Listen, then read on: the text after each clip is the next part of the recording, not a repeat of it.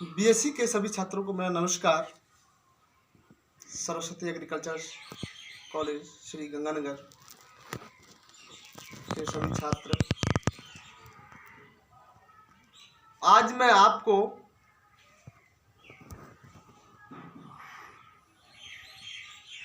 एक नया सिलेबस जो मुझको दिया गया है, वो सिलेबस आपका है IPR 311, मतलब कि IPR 311। तो ये भी कोर्स मैं आपको पढ़ाऊंगा और इस कोर्स में सबसे पहली बात यह है कि ये हमारे जितने राइट्स हैं उनके बारे में बताता है कि हमारे राइट किस प्रकार के होते हैं। तो हमारे पेपर में आता है, पूछा जाता है कि IPR मेड फ्रॉम, मतलब कि इसकी फुल फॉर्म। तो IPR की फुल फॉर्म क्या होगी? Intellectual property right. Intellectual property right कहते हैं बौद्धिक संपत्ति अधिकार। हिंदी में इसको क्या कहते हैं? बौद्धिक संपत्ति अधिकार। तो बौद्धिक संपत्ति अधिकार मतलब कि कोई भी संस्था जब तक उसको अधिकार प्राप्त नहीं होता तब तक वो अपनी संस्था को नहीं चला सकता। कोई भी साइंटिस्ट जब तक उसके लिए वो काबिल नहीं होता तब तक वो उसका आविष्कार नहीं कर सकता। कोई रिसर्चर किसी चीज पर खोज करता है, उसको उसकी योग्यता के अनुसार ही उसको परमिशन मिलती है, उसको अधिकार दिया जाता है कि आप ये कार्य कर सकते। तो हमारी संपत्ति, जैसे हम कोई भी वाहन खरीदने जाते हैं तो सबसे पहले हम ये देखते हैं कि किस कंपनी का वाहन अच्छा है। और कोई भी कंपनी पे हम जब जाते हैं किसी गुड्स को परचेज करने के लिए, तो वहाँ देखते हैं कि भाई इसका मार्केट में अच्छा क्रेज है। और दूसरी बात,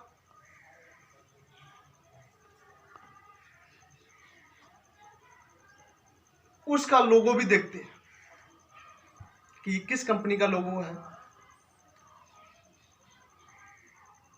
मान लीजिए आपने कोई भी जमीन खरीदते हैं, तब भी आपको एक राइट लेना होता है।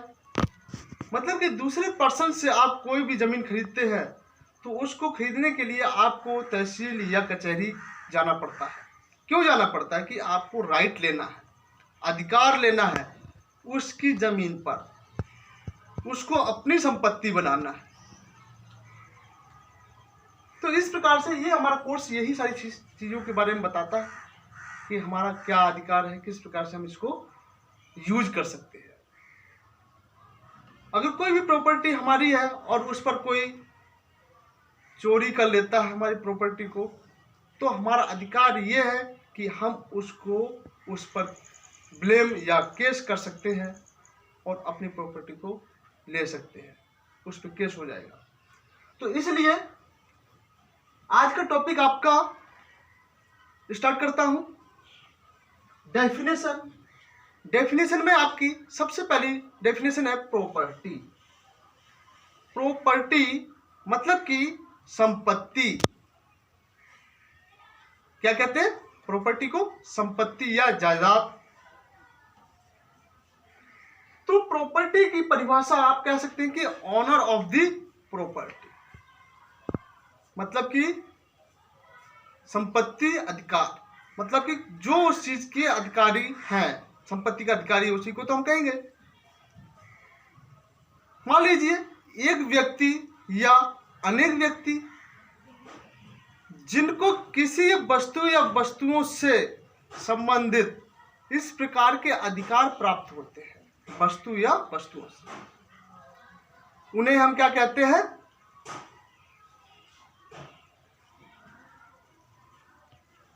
जायदाद का स्वामी।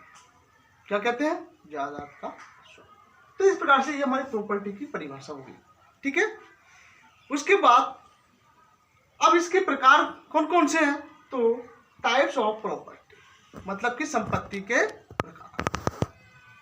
संपत्ति के प्रकार तो टू टाइप्स ऑफ प्रॉपर्टी, मतलब कि संपत्ति को दो भागों में विभाजित किया गया है। अब कौन कौन से भाग है वो मैं आपको बताता हूं। तो दो भाग हमारे कौन कौन से हैं? पहला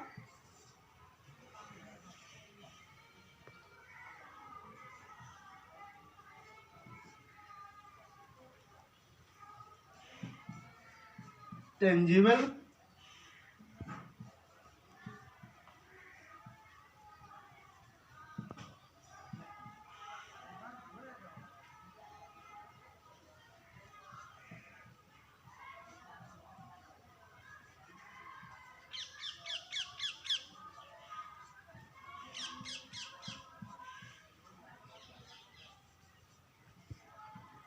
अभौतिक।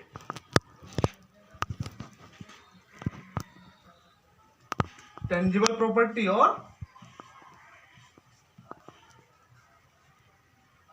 Intangible property. संपत्ति।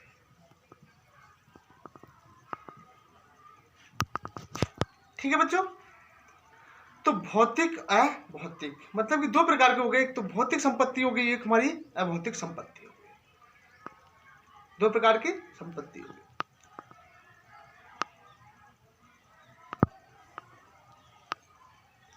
तो हम भौतिक में कह सकते हैं साकार। साकार जानते हो? साक्षात जो दिखता है उसे हम भौतिक संपत्ति कहते हैं। इंटेंजिबल अभौतिक मतलब कि ये अभौतिक होती है।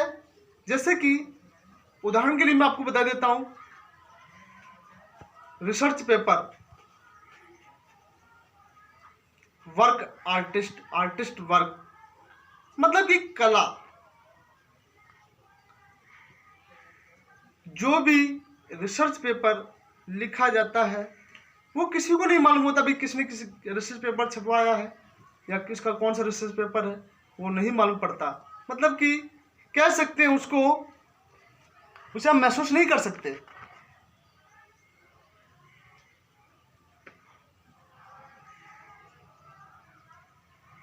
यह अगोचर होता है, मतलब कि इसकी हम कल्पना भी नहीं कर सकते, परंतु उस चीज को हम जान सकते हैं।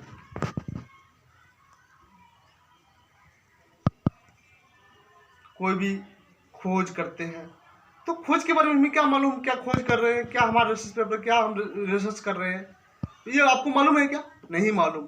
नहीं, हमको मालूम है। मान लीजिए किसी की ज़मीन हम खरीदना चाहते हैं तो क्या हम आपको बता देंगे कि साहब हम उसकी ज़मीन खरीदने जा रहे हैं? मतलब कि ये चीज़ें हम नहीं बता सकते किसी को, क्योंकि हमें अपना राइट लेने के लिए बहुत कुछ करना पड़ता है। उसके ऑनर बनने के लिए हमें बहुत कुछ करना पड़ता है। बहुत सी चीज़ों को हमें छुपाया जाता है जो लोगों को ना दिखे। ठीक है। तो इस प्रकार से ये दो टाइप्स आपके हो गए। अब इसके बाद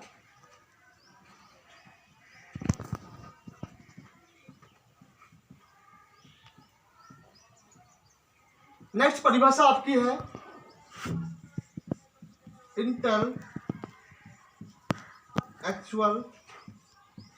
प्रॉपर्टी,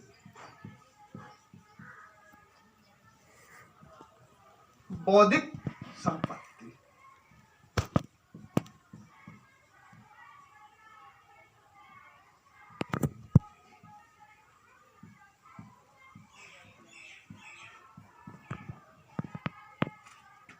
डेफिनेशन क्या है हमारी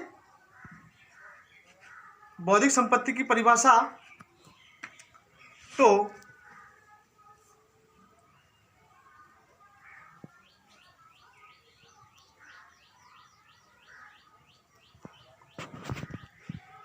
अब ये हमारा बौद्धिक संपत्ति है। मान लीजिए मैं आपको पहले तो परिभाषा बताता हूं। परिभाषा में क्या कह सकते हैं?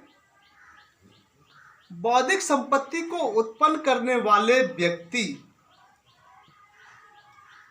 बौद्धिक संपत्ति को उत्पन्न करने वाले व्यक्ति अपने कार्यों के बदले में,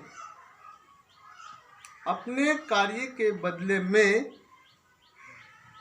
IPR मतलब कि इंटेलेक्चुअल प्रॉपर्टी प्राप्त करते हैं, मतलब कि बौद्धिक संपत्ति का अधिकार प्राप्त करते हैं, जिनको वे अन्य व्यक्तियों को लाइसेंस या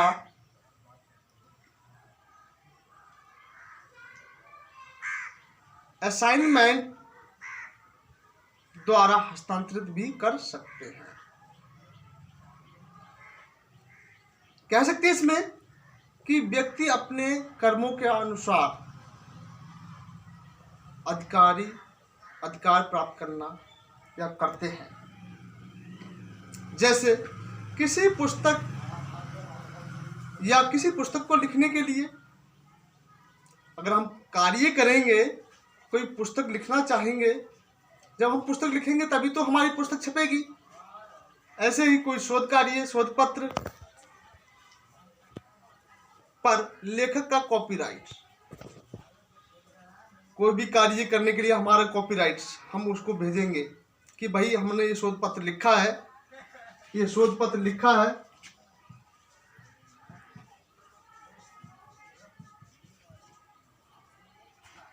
एक अपनी कॉपीराइट उसको देते हैं किसी कंपनी के उत्पाद से संबंधित, और उसके लिए हम लोगो मतलब कि ग्लो, एक लोगो दे दिया जाता है कि भाई आपका ये लोगो है, आप इस लोगो के द्वारा फेमस किए जाओगे। जैसे कि आपने देखा होगा ग्राम पंचायत की जब इलेक्शन होते हैं तो सभी को चिन्ह दे दिया जाता है कि साहब इस चिन्ह पर आप मोहर लगाइएगा और ये आपका वोट उस व्यक्ति को ही पहुंच जाएगा जिसके लिए आपने ये चिन्ह दबाया, बटन दबाया। तो लोगों के अकॉर्डिंग पता चल जाता है कि वहाँ ये इस कंपनी का लोगो है और यहाँ से हमें सारी चीज़ें मिल सकती हैं। तो ये क्या है हमारा बौद्धिक संपत्ति, मतलब कि उसका अधिकारी माना जाता है। या कह सकते हैं नई वैरायटी, अब कोई नई वैरायटी निकालता है तो वो अपने साइंटिस्ट अपने नाम तो देगा ही, उसको अधिकार तो देगा उस वैरायटी का, और उस वैरायटी के साथ साथ उस व्यक्ति का भी नाम होगा जिसने उस वैरायटी को लॉन्च किया, खोज की। तो इस प्रकार से ये हमारा बौद्धिक संपत्ति है। ठीक है, तो मैंने आपको उदाहरण भी बता दिए, किसी पुस्तक या शोध पत्र या नई वैरायटी। ठीक है, इस प्रकार से ये आपका ये हो गया। उसके बाद इसके अब इंटेलेक्चुअल प्रॉपर्टी के सब डिविजनल मतलब सब डिवीजन। तो सब डिवीजन इसके कौन कौन से हो सकते हैं? Sub division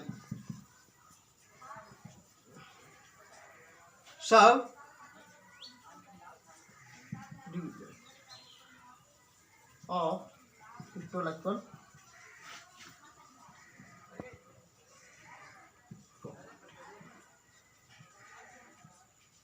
sub division of intellectual property. तो sub division of intellectual property के भी दो ही होते हैं। कौन कौन से होते हैं? 2। पहला कॉपीराइट प्रॉपर्टी,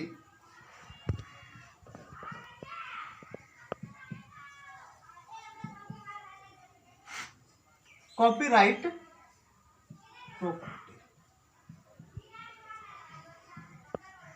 दूसरा हमारा इंडस्ट्रियल प्रॉपर्टी, इंडस्ट्रियल प्रॉपर्टी।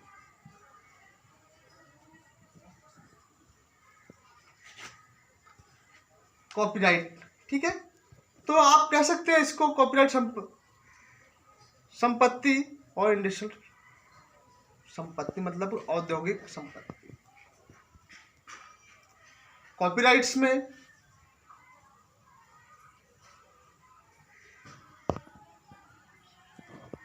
पहला आपका कॉपीराइट समझ लीजिएगा कि कॉपीराइट्स होता क्या है। तो कॉपीराइट्स जो हमारे क्रिएशन ऑफ ब्रेन, हमारे दिमाग में, मस्तिष्क में जिस चीज का सृजन होता है उस कार्य से संबंधित। जैसे मान लीजिए artist, dramatic, musical, original literacy work including computer program and databases work, ठीक है। या सिनेमाटोग्राफी, फिल्म, साउंड रिकॉर्डिंग। तो ये चीज के लिए हम कॉपीराइट अधिकार प्राप्त करते हैं। दूसरा इंडस्ट्रियल, औद्योगिक। तो इसमें क्या होता है, यह भी मनुष्य के मस्तिष्क के सृजन है। मतलब कि मनुष्य अपने दिमाग में सोचता है, विचार करता है, उसकी खोज करता है और उस चीज की डिजाइन करता है कि हम क्या डिजाइन करें, किस प्रकार से अपने इंडस्ट्रियल औद्योगिक संपत्ति को आगे बढ़ा सकते हैं, ठीक है। तो ये हमारे दो सब डिवीजन हो गए। उसके बाद नेक्स्ट पॉइंट,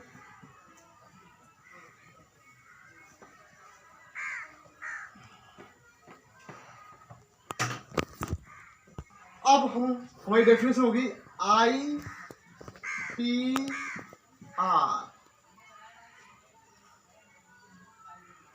ठीक है। फुल फॉर्म तो लिखी हुई है, तो इसकी फुल फॉर्म क्या हो सकती है, परिभाषा क्या कह सकते हैं इसको। तो इस परिभाषा में किसी एक व्यक्ति या व्यक्तियों के समूह को अपने मस्तिष्क की उपज के संरक्षण के लिए, मतलब कि अपने मस्तिष्क के संरक्षण उपज के लिए एकमात्र अपवर्जी अधिकार, मतलब कि एक्सक्लूसिव राइट ही बौद्धिक संपत्ति अधिकार कहलाता है। कि जो मनुष्य सोचता है कार्य करने के लिए, वो चाहता है कि मैं कॉलेज खोलूं, मैं स्कूल खोलूं या किसी पर रिसर्च करूं, मतलब कि अपनी संपत्ति, तो उसी को हम बौद्धिक संपत्ति का अधिकार। ये अधिकार एक निश्चित समय के लिए नियमानुसार उपयुक्त संस्थाओं के द्वारा प्रदान किए जाते हैं। कोई भी अधिकार हो, मान लीजिए लाइसेंस 5 साल के लिए, इंश्योरेंस पॉलिसी जैसे बाइक की हो तो 1 साल, 5 साल, जितने भी निश्चित समय के लिए उस चीज को हम अधिकारित कर देते हैं, उसको चिन्हित कर देते हैं कि भाई इस अवधि तक आपको लाइसेंस दिया जाता है, उस चीज का अधिकार दिया जाता है, आप उसका बेनिफिट ले सकते हैं। ओके, तो इस प्रकार से ये आपका बौद्धिक संपत्ति की परिभाषा हो गई। इंपॉर्टेंस, परिभाषा लिख के बाद इंपॉर्टेंस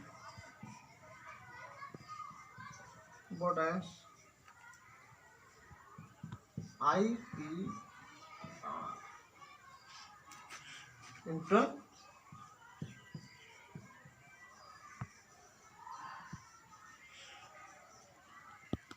इंटेलेक्चुअल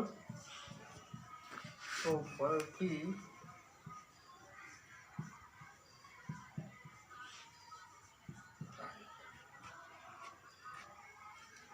तो राइट, कानूनों के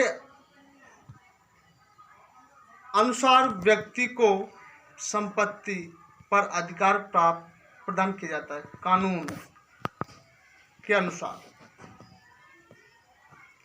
हमारे जो नियम कानून, जो भी हमारे नियम हैं, जो हमारे संविधान में बनाए गए हैं, उसके अकॉर्डिंग हमें उस संपत्ति का अधिकारी बनाया जाता है।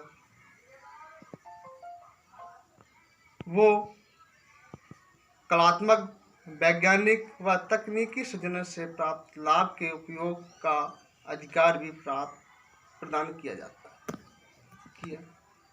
ठीक है। उसके बाद दूसरा, ये लाभ बौद्धिक सृजन पर भी होता है। मतलब कि बौद्धिक सृजन पर भी होता है। यदि ये सृजन भौतिक रूप धारण करके किसी वस्तु में परिवर्तित हो जाए तो वस्तु पर IPR प्राप्त नहीं होता है। मतलब कि भौतिक वस्तु पर, मतलब कि ये परिवर्तित हो जाता है तब इसका अधिकार नहीं होता है, मतलब भौतिक में। ठीक है। तो इस प्रकार से आपका टॉपिक यही कंप्लीट होता है। नेक्स्ट टॉपिक नेक्स्ट लेक्चर में आपको पढ़ाया जाएगा।